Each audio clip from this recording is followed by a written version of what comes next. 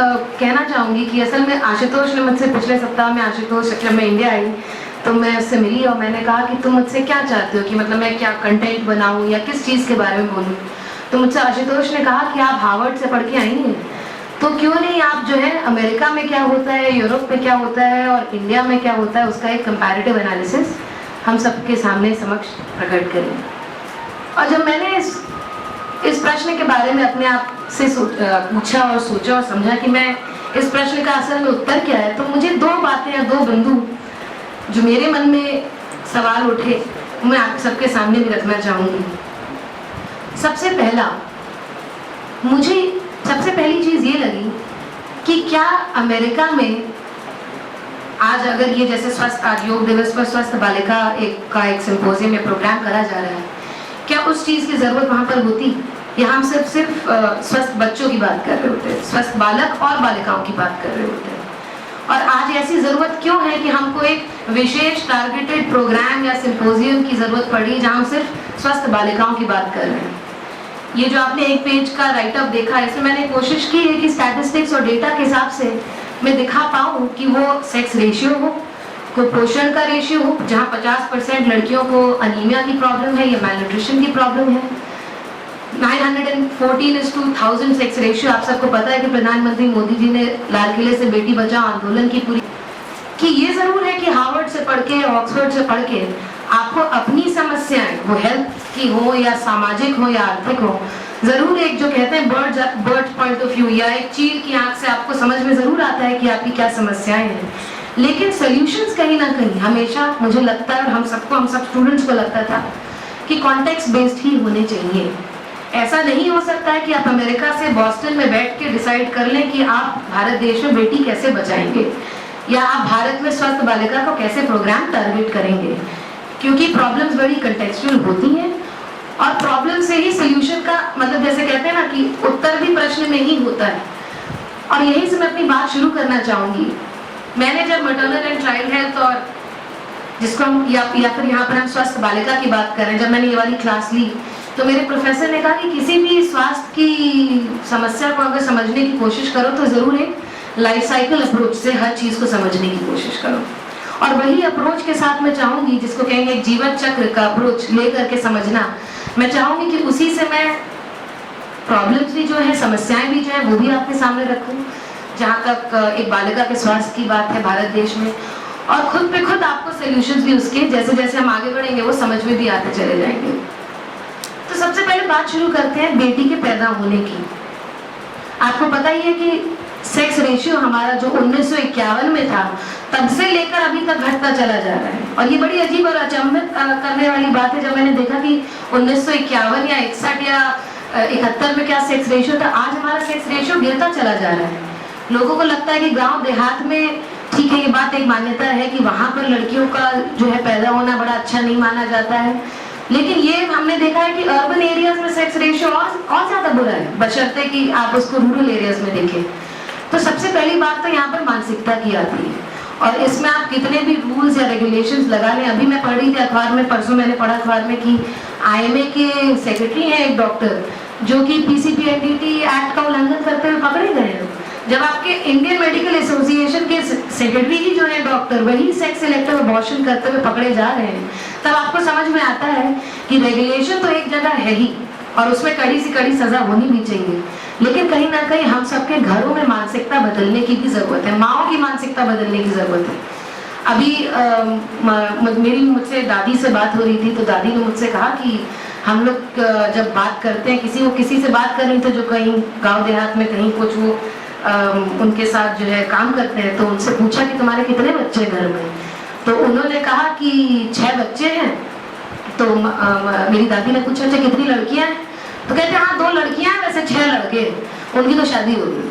तो दादी ने कहा कि तो तुम्हें कहना चाहिए ना कि तुम्हारे 8 बच्चे हैं, तो उसने कहा हाँ वो तो लड़कियां हैं, 6 हमारे लड़के हैं। तो जब मानसिकता ही यही है कि आप अपनी लड़कियों को काउंट ही नहीं कर रहे हैं कि आपके कितने बच्चे हैं और बता रहे कि 6 बच्चे हैं, तो कहीं ना कहीं समझ में आता है कि आप लॉज बना दे, रेगुलेशंस बना दे, उसकी जरूरत है भी। और मैं जरूर एक स्वस्थ भारत अभियान, एक एडवोकेसी ग्रुप होने के आई थिंक तौर पे मैं एक चीज कहना चाहूंगी कि हम लोग एडवोकेसी ग्रुप जरूर मैसेज को जरूर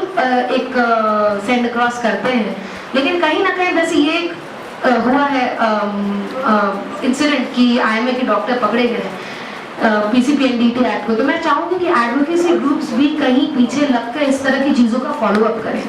सिर्फ मैसेज पहुंचाना ही एक बात नहीं है कि भाई PCPNDT एक्ट जो है माना जाए, लेकिन कहीं ना कहीं इस तरह के केसेस में कितना कन्विक्शन हो रहा है या नहीं हो रहा है, ये बहुत हद तक यहाँ भी एडवोकेसी ग्रुप्स का एक रोल आता है। इससे आगे बढ़ते हैं, एक बार बच्ची का जन्म अगर हो गया, अभी मेरे बगल में जो डॉक्टर साहब बैठे हुए इनके बारे में मैंने पिछले सप्ताह सुना कि आप फ्री में जो है जितने भी बेटियां, जो वहां पर बेटियां का अगर जन्म होता है आपके हॉस्पिटल में, तो फ्री ड्रग्स या डायग्नोस्टिक्स उपलब्ध कराते हैं। हम सब जानते हैं कि जननी सुरक्षा योजना में कंडीशनल कैश ट्रांसफर के द्वारा जो है महिलाओं को, गर्भवती महिलाओं को ये इंसेंटिवाइज किया जा रहा है कि अगर आपकी जो है बेटी हुई तो भाई आपको जो है इतने पैसे मिलेंगे। अभी मेरे घर में है, हम लोग की मदद करती है, उनसे मैंने पूछा तो वो गर्भवती हुई, उनकी बेटी हुई, उनका बेटा हुआ, तो पहली बार उन्होंने बड़ा दुख व्यक्त किया मुझसे। उन्होंने कहा कि अरे हम तो पिछली बार जब बेटी हमारी पैदा हुई तो हमें इतने पैसे मिले थे, इस बार तो हमको पैसे नहीं मिले, हमें तो लगता है कि हमारे घर में बेटी ही होनी चाहिए। हम क्यों ना ऐसा करें कि फाइनेंशियल इंसेंटिव्स तो एक जगह है ही, लेकिन आशा के वर्कर्स हैं, आंगनवाड़ी वर्कर्स हैं, हम क्यों ना ऐसा करें कि किसी तरीके से इनको इंसेंटिवाइज करें कि आपने अगर एक बालिका का जन्म कराया है तो आपको जो है कोई उसका या तो प्रमोशन मिले, या आपको जो है 5 आपको गांव दे दिए जाए कि आप इसमें जो है पूरा एनलिस्ट करा के देखिए कि आपने कितनी बालिकाओं का जन्म दिया, और सिर्फ जन्म ही नहीं कराया, कितनों को टीका कराया, कितने को हेल्थ चेकअप कराया, कितने की ग्रोथ चेक की। आई थिंक 1970s में ICDS प्रोग्राम आया था और आंगनवाड़ी सेंटर्स एस्टैब्लिश किए गए थे, और मुझे लगता है कहीं भी स्वस्थ बालक हो, स्वस्थ बालिका हो या स्वस्थ माँ हो, हम क्यों ना इन आंगनवाड़ी सेंटर्स को ही नई स्कीम्स या नए इंस्टीट्यूशन एस्टैब्लिश करने के बजाय इन्हीं इंस्टीट्यूशन, क्योंकि आप गांव देहात में जाए सबको पता है आंगनवाड़ी सेंटर कहाँ पर है, हम इन्हीं चीज को रिफर्बिश करके, वो फाइनेंशियली हो या इंस्टीट्यूशनली हो या कैपेसिटी बिल्डिंग या ट्रेनिंग के थ्रू हो, इन सेंटर्स को ऐसा बनाए कि वो एक कॉम्प्रिहेंसिव होलिस्टिक डेवलपमेंट जो हो स्वस्थ बालिका का, सिर्फ जन्म देने पर ही नहीं, जन्म देने से लेकर के शादी तक का पूरा डेवलपमेंट आप उसको मॉनिटर कर पाए। इसके आगे अगर हम बात करें शिक्षा की, क्योंकि एक बार जब बेटी बड़ी हो जाती है तो भाई वो स्कूल पहुंचती है, काफी तो स्कूल भी नहीं पहुंचती है, आधी लड़कियों को तो शायद गांव में ये भी सौभाग्य नहीं प्राप्त होता कि आपको फॉर्मल एजुकेशनल ट्रेनिंग मिल भी पाए। जो स्कूल पहुंचती भी है, मुझसे आशुतोष से शायद बात हो रही थी तो उसने बताया कि कहीं पर वो लोग कैंपेन कर रहे थे तो उन्होंने लड़कियों से पूछा कि तुम्हारे यहाँ तो टॉयलेट ही नहीं है स्कूल में, तो तुम लोग करती क्या हो? तो लड़कियों ने बोला कि अब वो होता ही नहीं, अब तो हम लोग कंट्रोल कर लेते हैं और जो नहीं कर पाते वो घर भाग जाते हैं। और इसी वजह से कितना बड़ा ये एक कारण है अट्रेशन का स्कूल्स में। आधी से ज्यादा लड़कियों से अगर आप बात करें कि स्कूल क्यों नहीं जा रही है, तो उसमें काफी बड़ा हाथ टॉयलेट का होता है। और मुझे लगता है स्वच्छ भारत अभियान एक मैकेनिकल कॉन्सेप्ट नहीं कि आपने टॉयलेट बना दिया, टॉयलेट का लेना देना सिर्फ अर्बन सैनिटेशन या अर्बन हाइजीन से नहीं, इसका लेना देना स्वास्थ्य से, इसका लेना देना स्वच्छता से, इसका लेना देना हम गांधी स्मृति में आज ये प्रोग्राम कर रहे हैं। शायद गांधी जी मुझे लगता है सबसे पहले इंसान थे जिन्होंने एक क्लिनिकल मेडिसिन तो एक चीज होती है, क्योंकि मैं पब्लिक हेल्थ की स्टूडेंट हूँ, तो मुझे लगता है उन्होंने personal health, hygiene, public health और स्वच्छता की बात की, तो उसका काफी कुछ लेना देना सैनिटेशन से।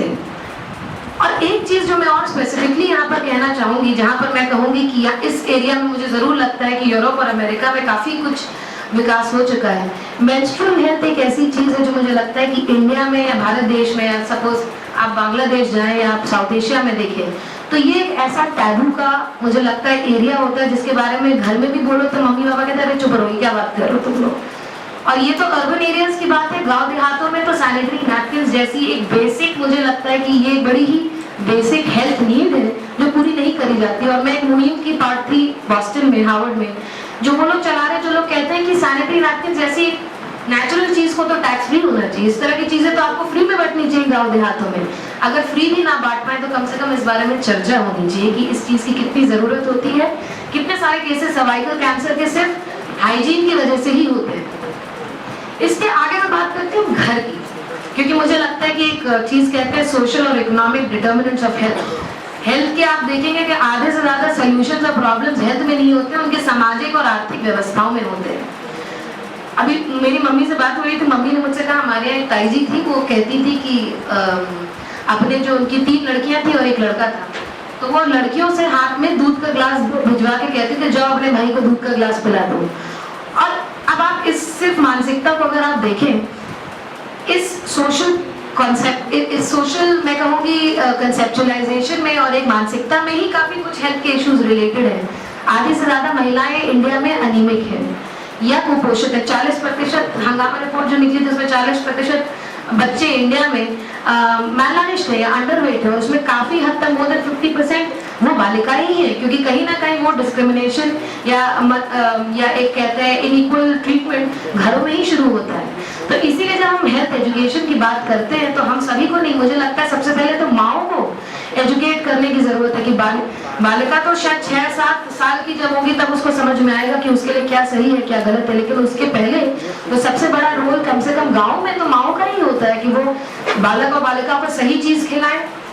इक्वल ट्रीटमेंट है और सब खिलाएं नहीं। मेडिकल सेवाओं को भी जब आपको सपोज डॉक्टर को दिखाने की जरूरत होती है तो लड़कों को कोई प्रॉब्लम हुई तो आप सीधे डॉक्टर के पास चले जाते हैं, लड़कियों को होता तो बोला जाता है कि अच्छा चलो ठीक है तुम जो सस्टेन करो, अभी देखो जब अगली बार जब कभी टाइम होगा तब जाकर के लड़कियों को जो है हॉस्पिटल तक लेकर आया जाएगा। तो कहीं ना कहीं अगर हेल्थ एजुकेशन या कोई भी एडवोकेसी ग्रुप किसी कम्युनिकेशन कैंपेन की बात कर रहा है तो इसमें सबसे पहले तो घरों घरों तक पहुंचने की जरूरत है। या ये हमने जैसे मैंने कोशिश की है कि इस एक पेज में जो स्वस्थ बालिका के स्टैटिस्टिक्स हैं या क्या सोल्यूशंस है क्या करें, ये कहीं ना कहीं माओ तक पहुंचने की जरूरत है। और उसके बाद जब एक बार बालिका बड़ी हो जाती है तो स्कूल करिकुलम में मैंने देखा कि एचआरडी मिनिस्ट्री ने योगा का वो जो है करिकुलम में इंक्लूड करने की बात की है। तो क्यों ना विमेन्स हेल्थ या गर्ल चाइल्ड हेल्थ पे हाइजीन हो, हेल्थ हो, अनीमिया हो, मैलन्यूट्रिशन हो या क्लिनिकल मेडिसिन हो, योगा हो, एक्सरसाइज हो, इस तरह की चीजें करिकुलम में इंक्लूड करी जाए कि बालिकाएं जो है वो खुद ही इतनी सशक्त हो जाए कि वो खुद डिमांड करें कि उनकी क्या हेल्थ नीड्स है और उनको क्या किस चीज का उनको कैसे जो है उसको या तो स्वास्थ्य की सेवाएं उपलब्ध हो या फिर स्वास्थ्य की सेवा तो एक बहुत ही टर्शरी मुझे लगता है बात होगी, लेकिन एक प्राइमरी प्रिवेंशन क्या खाएं क्या पिए कैसे साफ सुथरी रहे, ये मुझे लगता है बालिकाओं को खुद ही सशक्त करने की जरूरत है। और आखिरी में मैं यही एक बात कहना चाहूंगी कि आज जब मैं यहाँ पर हम लोग घूम रहे थे तो पहले तो हम लोग टैगोर हॉल ही ढूंढ रहे थे, तो मैं गांधी जी के काफी सारे पोस्टर्स ये देख रही थी तो मुझे एक उनकी कही हुई उनके एक वचन या एक कोट याद आया। वो कहते हैं be the change you wish to see. तो जो परिवर्तन आप सब में देखना चाहते हैं या जैसे मैं आज कोई भी परिवर्तन देखना चाहती हूँ तो वो मैं चाहूंगी कि वो परिवर्तन हम लोग स्वयं पहले खुद बने। कोई भी परिवर्तन कोई भी चेंज घरों में शुरू होता है, और अगर आज हम लोग स्वस्थ बालिका का कोई मैसेज लेकर के जा रहे हैं तो क्यों ना हम लोग ऐसा करें कि घर से शुरू करें, अपनी माओ से शुरू करें या अपनी बहनों से शुरू करें, अपनी भाभीयों से शुरू करें जो घर में आपके काम करने वाली आती है। मुझे तो लगता है सबसे बड़ा चेंज वहीं से आप शुरू करें, और वहां से अगर आप चेंज लेकर के शुरू करेंगे तो जब सामाजिक सोच आपकी मानसिकता में ही बदलाव आएगा तो पब्लिक हेल्थ हो या हेल्थ हो तो स्वस्थ बालिका की आधी से ज्यादा मुझे लगता है समस्याएं अपने आप ही दूर हो जाएगी। धन्यवाद।